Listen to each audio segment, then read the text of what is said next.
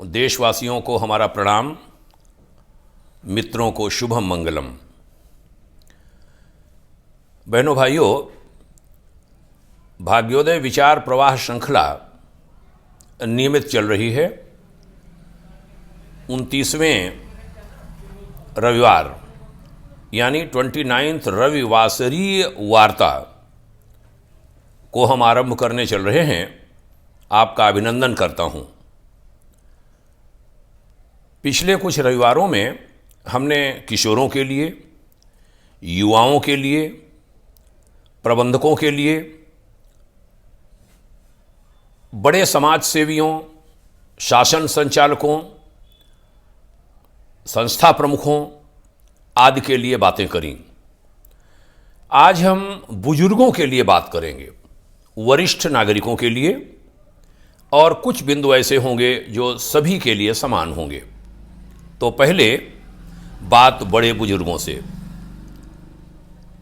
देखिए, भारत में 3 पीढ़ियों की परिवार व्यवस्था बड़ी प्यारी सी रही है।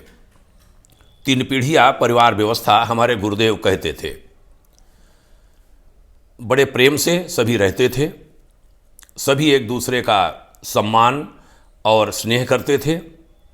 बहुत अंतर आया है, कभी इस पर हम लोग बात करेंगे अलग से। आज वरिष्ठ नागरिकों, बड़े बुजुर्गों से जो भाग्योदय फाउंडेशन कहना चाहता है वह यह है कि आप जो आपके नाती पोते हैं, मानी जो तीसरी पीढ़ी है, माने शिशु हैं, उनके अभिभावक, आप बड़े अभिभावक हैं। बड़े पापा कह दिया जाता है ताऊ जी को, बाबा जी को, दादाजी। तो उनको अपनी जो युवा पीढ़ी है, माने पौत्र नाती के जो माता पिता हैं, उनको क्या क्या प्रेरणाएं देनी चाहिए। तो 7 बातें मैं इस बारे में कहूँगा। पहला कि वर्तमान शिक्षा पद्धति के चलते बच्चे के बचपन की विदाई जल्दी न होने दें, उसका आधार मजबूत होने दें। यह समय बच्चे में संस्कार बोने का है। दूसरी बात, अपने बेटे बहू, बेटी दामाद, उनको ये सिखाइए कि घर बच्चे की प्राथमिक पाठशाला है। घर में संस्कारों का पूरा वातावरण देना बहुत जरूरी है। तीसरा, बच्चे के सामने ऐसा कोई आचरण न करें जिससे उसके अचेतन मन पर कोई बुरा प्रभाव पड़े, दुष्प्रभाव पड़े। चौथी बात, बच्चे को आप जैसा बनाना चाहते हैं उसके लिए पहले स्वयं वैसा ही मॉडल यानी सांचा बनिए। आप, हम लोगों से कोई गलतियां हुई होंगी, उनके अनुभव के आधार पर अपने बेटे बहू, बेटी दामाद को सिखाना है वो गलती वो न करें। जीवन विधाता का अमूल्य उपहार है। बच्चे को विभिन्न तरीकों से इसका बोध कराने का प्रयास कीजिए। मानव जीवन और जीव जगत के बीच जो प्रेम का संबंध है उसका बोध भी बच्चे को कराया जाए। ये काम आप स्वयं कर सकते हैं और बेटे बहू जो दूसरी पीढ़ी है उसको भी प्रेरित कर सकते हैं। ये 5वीं बात कही। 6वीं है, जीवन के लिए शिक्षा बहुत जरूरी है। विद्यावान बनेंगे, यह तथ्य उसे हृदयंगम करा दिया जाए, माने बच्चे को। 7वां और अंतिम बिंदु बड़े बुजुर्गों के लिए, शिशुओं यानी तीसरी पीढ़ी के निमित्त जो बातें मैं कर रहा हूं वह कि विकास प्रक्रिया में गुणों की कीमत का अधिकाधिक बोध बच्चे को कराने की कोशिश रहे।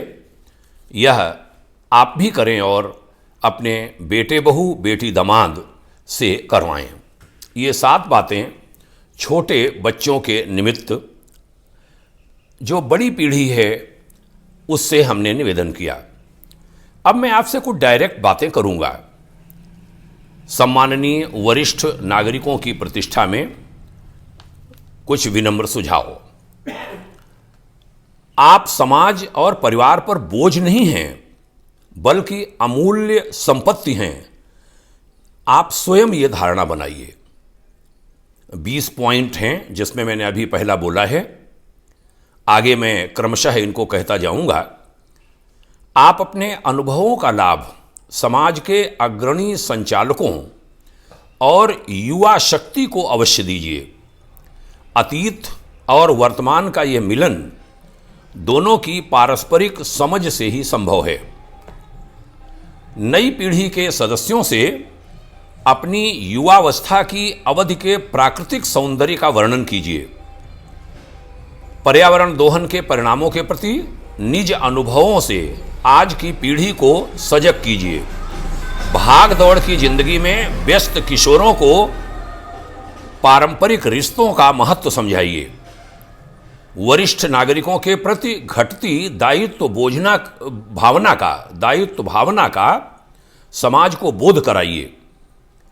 खाली समय और उबाऊ जीवन से बचने के लिए बचपन और पचपन के रिश्तों को मजबूत कीजिए। छोटे बच्चों के साथ बागवानी और पुस्तकालय में समय बिताइए, उनके प्रेरक बन जाइए। छोटे बच्चों के साथ सफाई जैसे छोटे छोटे कार्य कीजिए ताकि बच्चों में स्वच्छता और सुव्यवस्था की आदत बुजुर्गों के साथ खेल खेल में ही विकसित हो सके। वृद्धावस्था में किसी संपत्ति, वस्तु या व्यक्ति के साथ मोह मत कीजिए। मोह पाश में बंधना बिल्कुल भी ठीक बात नहीं। अंतिम अवस्था में अपने आप को ईश्वर का रूप, कण कण में भगवान है की धारणा का आधार मान लीजिए और अंतरतम से पवित्र बन जाइए। वरिष्ठ नागरिकों के लिए अंतिम बात कहूंगा कि ईश्वर के इस नियम पर विश्वास कीजिए कि जिंदगी छोड़ भी दे तो मौत कहां छोड़ती है। मरने वाले भी मिलते नहीं, मरने वालों को मौत ले जाके न जाने कहां छोड़ती है।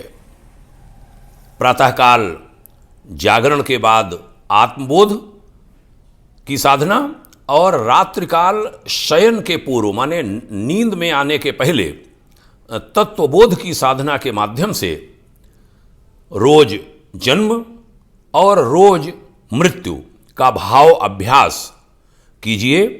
यह अभ्यास भय मुक्ति और परमानंद से व्यक्ति को ओतप्रोत कर देता है। ये मैं अपने अनुभव की बात आपको बता रहा हूं।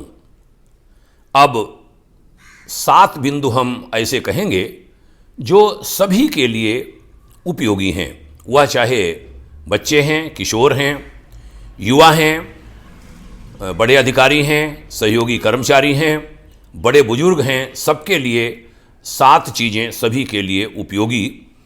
प्रकृति और प्राणी मात्र के प्रति मानव मात्र के सार्वभौमिक कर्तव्य क्या हो सकते हैं, ये निवेदन मैं सभी से कर रहा हूँ। 7 पॉइंट्स। पहला, इस सृष्टि में विद्यमान ईश्वर की समस्त कृतियों के प्रति करुणा का भाव रखें। पशुवध, विशेष रूप से गौ माता की हत्या के खिलाफ आवाज उठाएं। सबको बताएं कि भूकंपों और दैवी आपदाओं से बचने हेतु यह बहुत जरूरी है। कहते हैं जब भारतीय नस्ल की गौ जो बहुत पवित्र कही जाती है उसकी हत्या की जाती है तो उसकी चीखें आसमान ले लेता है, अंतरिक्ष ले लेता है और उसके कारण भूकंप आते हैं, दैवी आपदाएं आती हैं। ये सबको बताइए। नंबर 2, अपने निवास स्थान के सबसे नज़दीकी जल स्रोत, जो पानी का स्रोत हो, तालाब या सरोवर अथवा पवित्र नदी, उसको जीवन पर्यंत दूषित न करने का संकल्प लें। ये बिंदु सबके लिए है। तीसरा, जीवन में न्यूनतम यानी कम से कम 11 फलदार वृक्ष लगाकर प्राणी मात्र को आहार दें। यह आपकी प्राकृतिक आय का जरिया भी बन सकता है। नंबर 4, कन्या भ्रूण हत्या का विरोध करें। कम से कम एक कन्या को शिक्षित बनाने का व्रत लें। यदि कन्या नहीं हुई लड़कियां नहीं हुई, बहू कहाँ से आएगी, चिंतन करिए। सोच में बहुत बदलाव करने की आवश्यकता है, क्योंकि एक जगह की कन्या ही तो कहीं पुत्रवधू बनती है। कन्या भ्रूण हत्या हमारे देश पर एक अभिशाप है। भारत मां के बाद अब गंगा मां को गांधी की जरूरत है। बनने का प्रयास करें हम, यह हमारा संकल्प हो। गंगा मां यानी सभी नदियां, माता गंगा सहित, मां भागीरथी सहित सभी नदियां स्वच्छ बने, निर्मल बने, अविरल बने। उसके लिए हम गांधी बनेंगे। जैसे भारत मां के लिए गांधी बना था कोई, अब गंगा मां के लिए गांधी बनने की आवश्यकता है।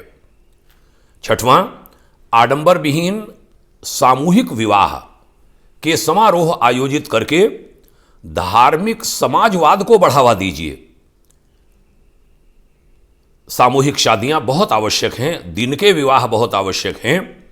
दहेज प्रथा, फिजूल खर्ची, विवाह में नशे, हुड़दंग, ये हमारी सनातन संस्कृति पर एक काला धब्बा बनता चला जा रहा है।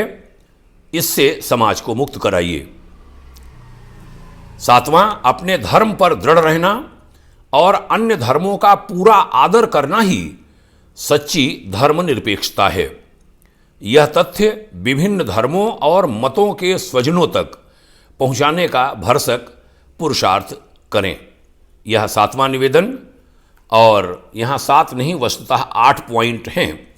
8वां मैं कहूँगा कि अच्छी सोच और कर्तव्य वाले व्यक्तियों और संस्थाओं के सहगमन हेतु सम्मिलित पुरुषार्थ करें।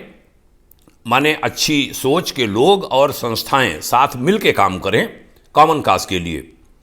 युग निर्माण और अच्छे जमाने का आगमन केवल और केवल अच्छे लोगों के साथ आने से, माने सज्जन शक्तियों के एक मंच पर आने से, उनके सहगमन से ही संभव है।